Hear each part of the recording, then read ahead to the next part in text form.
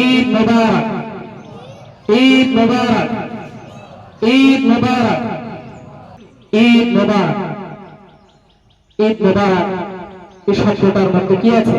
আনন্দ লুকিয়ে আছে, শুভেচ্ছা বিনিময় আছে। এজন্য আমরা এটা বলতে পারবো না তাকাব্বালাল্লাহু মিন্না ওয়া মিনকুম আজমাইন। আলহামদুলিল্লাহ, আলহামদুলিল্লাহ ওয়া কাফা ওয়া সালামুন আলা ইবাদিহিল্লাযীনা ইসতাফা। أما بعد فقد قال الله تعالى في كلامه المجيد فرقانه الحميد أعوذ بالله من الشيطان الرجيم بسم الله الرحمن الرحيم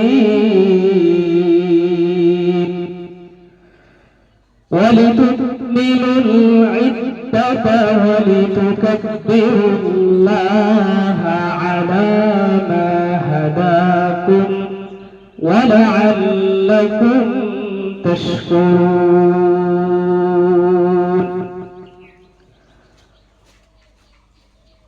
فقال رسول الله صلى الله عليه وسلم أول ما يحاسب به العبد يوم القيامة الصلاة.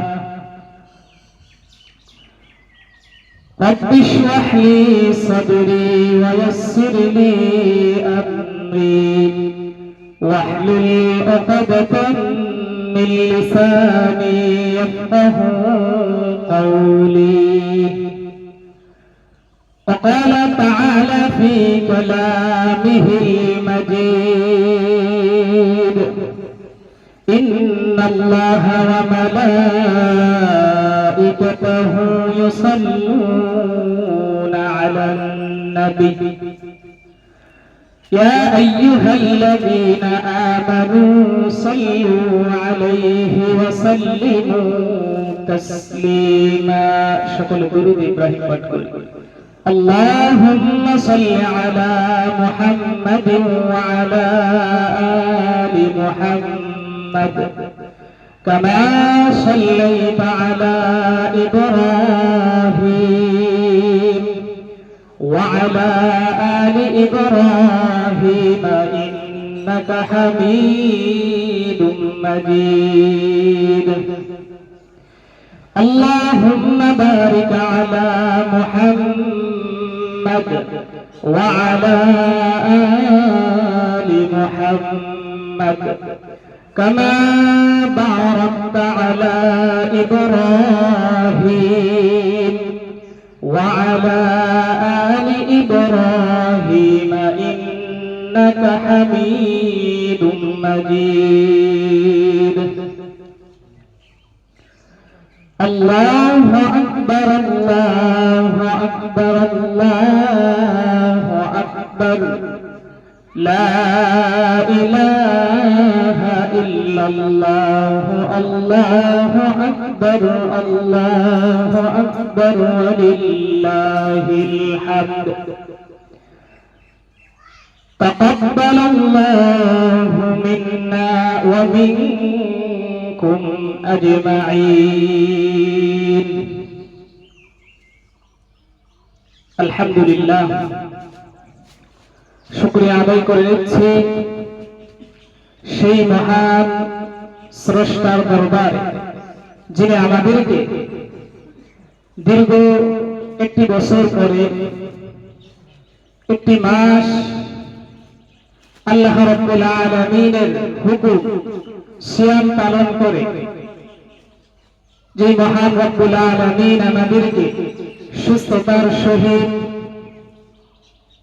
এরকম একটি খুশির দিনে ঈদ উদযাপনের উদ্দেশ্যে ঈদগাহে আসার বসার কিছু কথা বলা এবং শোনার তৌফিক দান করতেছেন করবেন সেই মহান মানিবের দরবারে সকলে দিল থেকে প্রাণ উজাড় করে কালিমাতুশ শুকরিয়া আদায় করে নিচ্ছি আলহামদুলিল্লাহ। ঈদ মানে আনন্দ, ঈদ মানে খুশি। ঈদের দুইটি অর্থ। প্রিয় ভাইরা, সম্মানিত গাজীরগঞ্জবাসী, ঈদ এটা হলো এক নম্বর পয়েন্ট, বছরে বারবার আমাদের মাঝে ঘুরে আসে। আরেকটা হলো ঈদের আরেকটা অর্থ হচ্ছে এই দিনে আমরা আনন্দ উল্লাস করি, আমরা ঈদকে উদযাপন করি। কারণ দীর্ঘ একটি মাস আমরা সিয়াম পালন করেছি। আল্লাহর হাবিব বিশ্বনবী জনাব মুহাম্মদুর রাসূলুল্লাহ সাল্লাল্লাহু আলাইহি ওয়াসাল্লাম বলেছেন, ঈদ হলো তাদের জন্য যারা একটি মাস আল্লাহ রাব্বুল আলামিনের হুকুমের মধ্যে আবদ্ধ থাকে, আল্লাহ রাব্বুল আলামিনের হুকুম পালন করে, তার কাছে যাওয়ার জন্য বান্দারা খুব চেষ্টা করে। এই পরিশ্রমের পরে আল্লাহ রাব্বুল আলামিন তাদেরকে একটি খুশির দিন দেয়। সেই দিনটা হলো ঈদুল ফিতর। আমরা একটি মাস রোজা রেখেছিলাম, এরপরে আজকের দিনে ঈদ উদযাপনের জন্য আমরা এখানে উপস্থিত হয়েছি। আমরা কি আজকে রোজা রেখেছি? ঈদের দিনে রোজা রাখা কি হারাম? এই ঈদের দিনে আল্লাহ রাব্বুল আলামিনের হাবিব বলেছেন, তোমরা সবাই আমার মেহমান, তোমরা বেশি বেশি খাও দাও এবং আনন্দ উল্লাস করো। এজন্য এই দিনে আমরা আনন্দ উল্লাস করব ইসলামের নিয়ম অনুযায়ী ইনশাআল্লাহ। বিশ্বনবী সাল্লাল্লাহু আলাইহি ওয়াসাল্লাম বলেছেন, আসসিয়ামু ফারহাতান ফারহাতুন ইনদা ফিত্রি ফারহাতুন ইনদা লিকাই রাব্বি। বিশ্বনবী জনাব মুহাম্মদুর রাসূলুল্লাহ সাল্লাল্লাহু আলাইহি ওয়াসাল্লাম বলেছেন, রোজাদারদের জন্য দুইটি আনন্দ।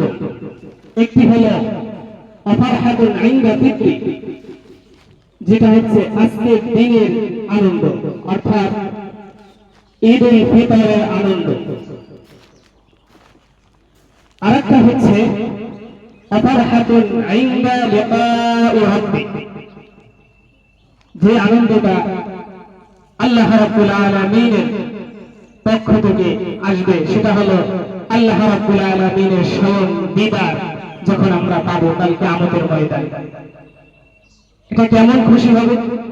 স্বয়ং আল্লাহ রাব্বুল আলামিনের কে আমরা যখন সামনাসামনি দেখতে পাবো। উজুহু ইয়াওমাইযিন নাযিরা ইলা রাব্বিহা নাযিরা। আকাশ, জমিন, সূর্য, নক্ষত্র যেইভাবে আমাদের কাছে স্পষ্ট দেখতে পায়, আল্লাহ রাব্বুল আলামিন কাল কিয়ামতের ময়দানে রোজাদারদের সঙ্গে ঠিক এরকম স্পষ্ট দেখা দিবে। সুবহানাল্লাহ, কতই না আনন্দের দিন হবে সেই দিন। রোজাদারদের জন্য দুইটি আনন্দের, একটি হচ্ছে আজকে, আর একটি হচ্ছে কাল কিয়ামতের ময়দানে আল্লাহ রাব্বুল আলামিনের স্বয়ং দিদার লাভের আশায় রোজাদাররা অপেক্ষারত থাকবে। সেই আনন্দের জন্য, সেই উল্লাসের জন্য আমরা অপেক্ষা থাকতে রাজি না? সবাই রাজি? আল্লাহর সঙ্গে দেখা হবে, এটা আনন্দের হবে না? যে মালিক আমাকে খাওয়াচ্ছে, যে মালিক আমাকে পড়াচ্ছে, তার সঙ্গে স্বয়ং দিদার, এটা খুবই আনন্দের। এই ঈদের একটা হিস্টোরি আছে।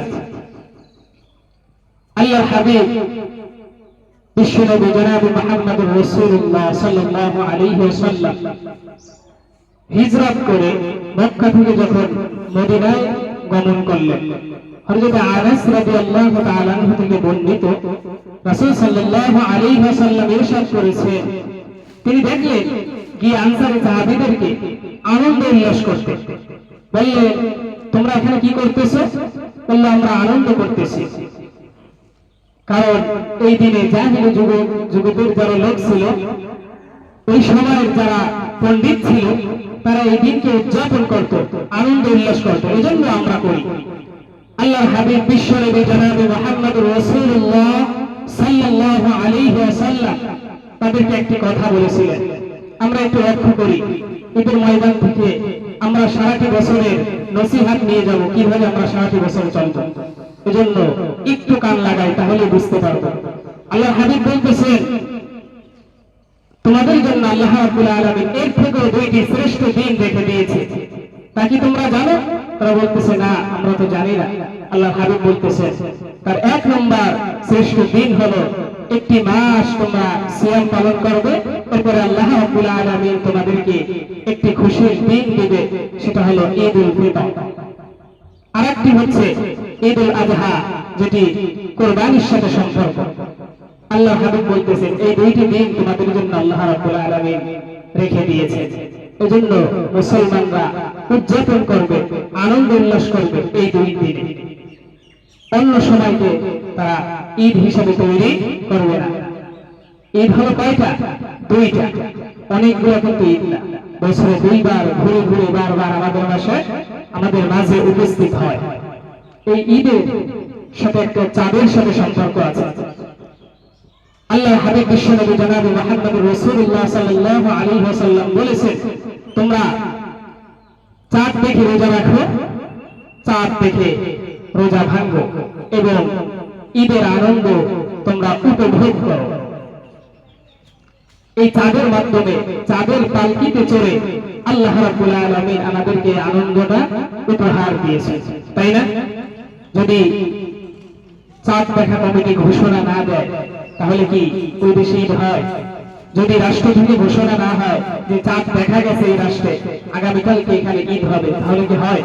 তাহলে বোঝা গেল এই চাঁদের পালকিতে চড়ে আল্লাহ রাব্বুল আলামিন আমাদেরকে একটি আনন্দের দিন উপহার দিয়েছেন।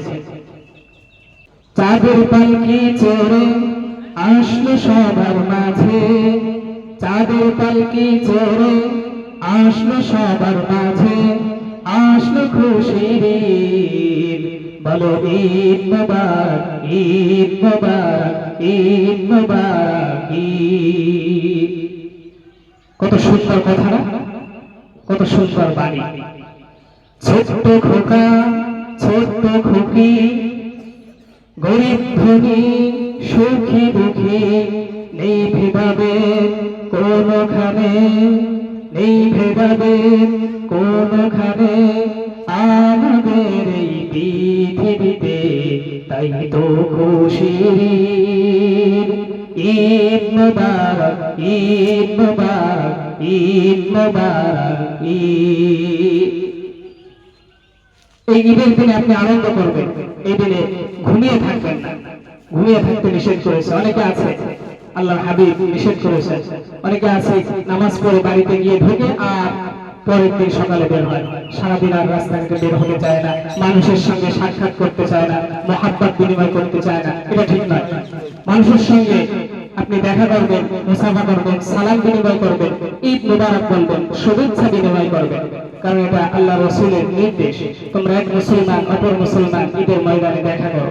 আমরা এলাকাব্যাপী জুমার দিনে সবাই সাক্ষাৎ করি না। আরেকটি হচ্ছে বছরে পুরো মহল্লার যত মানুষ আছে, যারা বাহিরে থাকে, যারা মহল্লার মধ্যে বসবাস করে, সবাই একসঙ্গে একত্রিত হয়ে আমরা আনন্দকে কি করি? উদযাপন করি। এজন্য এই দিনে ঘরে বসে থাকা যাবে না, এই দিনকে উদযাপন করতে হবে। আল্লাহর হাবিব বিশ্বনবী জনাবে মুহাম্মদুর রাসূলুল্লাহ সাল্লাল্লাহু আলাইহি ওয়াসাল্লাম বলেছেন, ঈদকে তোমরা উদযাপন করো তাকবীরের মাধ্যমে। কিসের মাধ্যমে? তাকবীরের মাধ্যমে। তাকবীর পাঠ করো, তোমরা ঈদকে উদযাপন করো। শুধু তাই নয়, আল্লাহর হাবিব এই কথা বলার পরে আল্লাহ রাব্বুল আলামিন কোরআনুল কারীমে এক জায়গা বলেছেন, ওয়ালিতুকমিলুল ইদ্দাতা ওয়ালিতুকাব্বিরুল্লাহা আলা মা হাদাকুম ওয়া লাআল্লাকুম তাশকুরুন। তোমরা রমজান মাসে 30টি দিন অথবা 29টি দিনের ইদ্দাত পালন করো এবং ওয়ালিতুকাব্বিরুল্লাহ, যখন রমজান মাস শেষ হবে তোমরা তাকবীর বলো, আল্লাহ রাব্বুল আলামিনের বরত্ব স্বীকার করো, তার মহিমা স্বীকার করো, তাকে স্মরণ করো এবং আনন্দ উল্লাস করো। এজন্য আমাদের আনন্দ উল্লাস হবে কিসের রীতি অনুযায়ী? ইসলামের রীতি অনুযায়ী, কোরআন হাদিস সুন্নাহ মোতাবেক রীতি অনুযায়ী আমাদের আনন্দ উল্লাস উদযাপন করব, তাই না? নাকি নামাজ শেষে বড় একটি ডেক্স বাজিয়ে গান বাজনা করে আনন্দ উল্লাস করব? এটার নাম কি? এটার নাম কি নয়। ফটকা বাজে এগুলো ফুটাইলাম, একটু আনন্দ উল্লাস করলাম, মেয়েদের সাথে দেখা করলাম, ঘোরাফেরা করলাম, যাদের সঙ্গে দেখা দেওয়া জায়েজ নেই তাদের সঙ্গে দেখা দিলাম, এটা কি? এটা ঈদ নয়। আল্লাহ হাবিব নিষেধ করেছে, বলেছেন তোমরা ঈদকে এইভাবে উদযাপন করো। সম্মানিত সুধী, বিশ্বনবী জনাব মুহাম্মদুর রাসূলুল্লাহ সাল্লাল্লাহু আলাইহি ওয়াসাল্লাম আমাদের জন্য সাদাকাতুল ফিতরকে ওয়াজিব করে দিয়েছেন। কারণ হলো রমজানের যত অন্যায়গুলো আছে, যত পাপগুলো আছে, একটি মাস আমরা রোজা রেখেছি। এই মাসটি এসেছিল, হাদিসের মধ্যে এসেছে, মুসলমানদের ক্ষমার উদ্দেশ্যে, তাকওয়ার উদ্দেশ্যে, তাই না? তাহলে যদি আমরা পরিপূর্ণ তাকওয়া অর্জন না করতে পারি, পরিপূর্ণ ক্ষমা যদি অর্জন না করতে পারি, যদি কোনো ধরনের ভুল আমাদের হয়ে যায়, এই উদ্দেশ্য করে আল্লাহ হাবিব বলেছেন তোমরা ফিতরা প্রদান করো। এক নম্বর। দুই নম্বর উদ্দেশ্য হলো তাহমিলুল মিসকিন, অর্থাৎ মিসকিন যারা আছে, এতিম যারা আছে, তারা যেন কিছু খেতে পায়, তারা যেন কিছু পোশাক পরিধান করতে পারে, তারা যেন কিছু জিনিস ব্যবহার করতে পারে। আপনি 3 বেলা গরুর গোশত দিয়ে খাবার খাইলেন, 3টা-4টা জামা পরিধান করলেন, ভালো ভালো পোশাক পরিধান করলেন, পাশের বাড়ির এতিম ছেলেটা, এতিম মেয়েটা 1 চামচ সেলাই খাবে, এরকম ব্যবস্থাও তার নাই। একটি জামা পরিধান করবে, এরকম ব্যবস্থা তার নাই। ঘরের কন্যারে বসে কান্না করতে থাকে। এজন্য আল্লাহ হাবিব বলেছেন সাদাকাতুল ফিতরকে তোমাদের উপর ওয়াজিব করে দেওয়া হলো, তোমরা ঈদগাহে আসার পূর্বে এটা পূরণ করে দিবে। আমরা আশা করি করছি, তাই সবাই করছে তো? সাদাকাতুল ফিতর দিছি, দেয়নি এরকম কেউ আছে নাকি? এটা থেকে আপনার জীবনের অনেক বিপদ কেটে যাবে। এজন্য যদি কেউ না দিয়ে থাকে, এরা মারাত্মক ভুল করেছে, এরকম কাজ করা যাবে না। ঈদের সালাতে আসার পূর্বে এই কাজটা পরিপূর্ণ করতে হবে। এই দিনকে সেলিব্রেশন করুন, এই দিনকে আনন্দ উল্লাস করুন, এই দিনকে ঘিরে আপনারা নিজেদেরকে আনন্দের মধ্যে ডুবে রাখুন। কারণ এটা আল্লাহ হাবিব অর্ডার দিয়েছেন। আল্লাহ রাসূল সাল্লাল্লাহু আলাইহি ওয়াসাল্লাম ঈদের জামাতের পরে ঘরেতে গিয়ে শুয়ে আছেন। আয়েশা রাদিয়াল্লাহু তাআলা আনহার ঘরে শুয়ে আছেন। যখন শুয়ে আছেন তখন 2টি আনসারী কন্যা ঘরের মধ্যে প্রবেশ করলেন। প্রবেশ করে তারা গান গাওয়া শুরু করলেন। কি গাওয়া শুরু করলেন? গান গাওয়া শুরু করলেন। তখন হযরত আবু বকর রাদিয়াল্লাহু তাআলা আনহু ঘরের মধ্যে প্রবেশ করলেন। বললেন, কি করতেছো তোমরা? আল্লাহর হাবিবের ঘরে বসে তোমরা কি শয়তানের কাজ করতেছো? আল্লাহর রাসূল বলতেছে, ও আবু বকর, থামো থামো, তাদেরকে আনন্দ করতে দাও। তারা যুদ্ধের গান গাইতেছিলেন, বলতেছে তাদেরকে আনন্দ করতে দাও। অর্থাৎ যে গানের মধ্যে বাজনা নাই, যেটার মধ্যে মিউজিক নাই, এগুলা পরিবেশন করা যাবে, তাই না? আল্লাহর হাবিব এটা শিক্ষা দিয়েছে। হযরত আয়েশা রাদিয়াল্লাহু তাআলা আনহা তিনি ঘরের জানালা থেকে উকিঝুঁকি করতেছেন, অর্থাৎ মাঠের মধ্যে সুরাই কিছু সাহাবীরা তারা খেলাধুলা করতেছে তীর বল্লম নিয়ে। আল্লাহর হাবিব বলতেছে, আয়েশা, তোমার কি এই খেলাধুলা দেখতে মন চায়? তুমি উকিঝুঁকি দেখছো? বলতেছে, হ্যাঁ, আমারও একটু তাদের আনন্দের সঙ্গে শরীক হতে মন চায়। আল্লাহর হাবিব বলতেছে, তুমি তো সামনে থেকে যেতে পারো না, তুমি আমার পিছনে ওঠো। তার ঘাড়ের সঙ্গে তাকে নিলেন। রাসূল সাল্লাল্লাহু আলাইহি ওয়াসাল্লাম কতটা রোমান্টিক ছিলেন, তিনি তাকে পিছনে নিলেন, নিয়ে বের হলেন। বের হয়ে দীর্ঘ সময় দাঁড়িয়ে দাঁড়িয়ে খেলা উপভোগ করলেন। এরপর বললেন, তোমার কি আনন্দ লেগেছে? তোমার কি ভালো লেগেছে? বলতেছে, হ্যাঁ। তাহলে এখন তুমি ঘরের মধ্যে যেতে পারো। এইভাবে আমরা এখান থেকে যে শিক্ষাগুলো পাই, যে আমাদেরকে কি করতে হবে? ঈদ উদযাপন করতে হবে, শুভেচ্ছা বিনিময় করতে হবে, এই দিনকে সেলিব্রেশন করতে হবে। এই দিনকে ঘিরে আমরা একজন অপরজনের সঙ্গে যখন দেখা দিব, আমরা মোলাকাত করব, আমরা ঈদ মুবারক জানাবো। তাকাব্বালাল্লাহু মিন্না ওয়া মিনকুম আজমাইন। আল্লাহ তোমার যত ইবাদত, আমার যত ইবাদত এবং সবার যত ইবাদত সব কিছু কবুল করে নিন। অর্থাৎ বাকি এই যে আমরা বিগত একটি মাস যে ইবাদত বন্দেগী করেছি, এগুলো যেন আল্লাহ রাব্বুল আলামিন কবুল করে নেয়, সেই কথা আরব বিশ্বে এইভাবে অভিনন্দন জানায়, শুভেচ্ছা জানায়। যেহেতু আমরা বাঙালি, আমাদের ভাষায় আমরা কি বলি? ঈদ মোবারক। কি বলি? ঈদ মোবারক।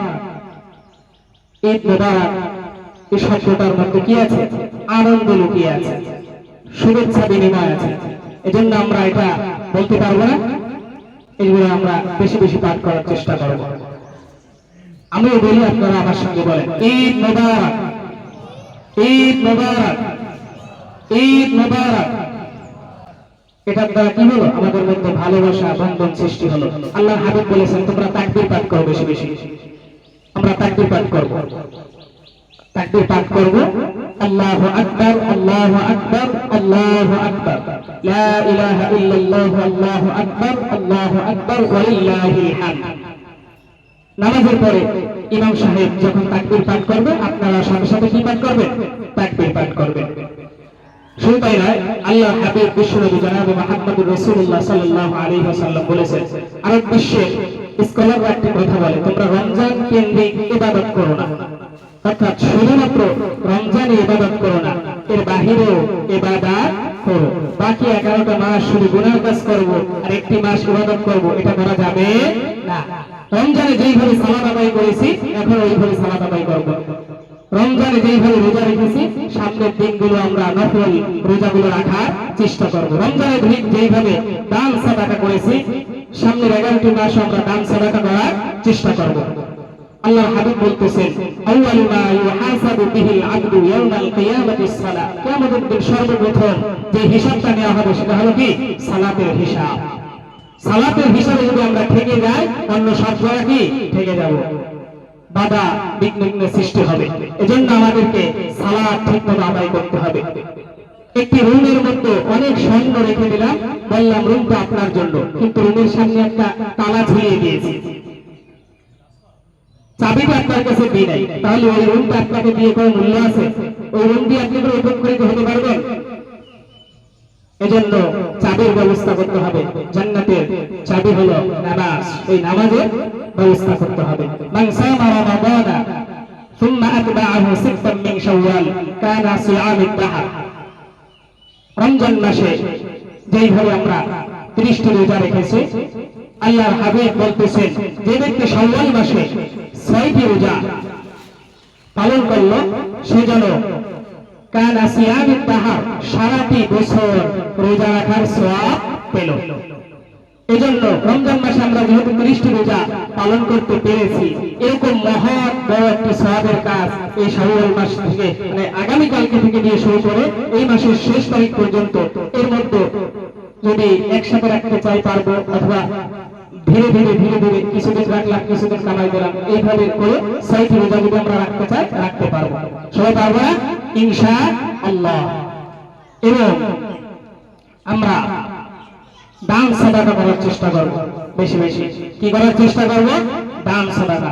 দান সাদাকার কথা বললে অনেকে রাগান্বিত হয়, অনেকে চিন্তা করে এগুলো মনে হয় হুজুরদের একটা চেষ্টা, হুজুররা মনে হয় শুধু টাকা নিজের পকেটে ঢুকাতে চায়।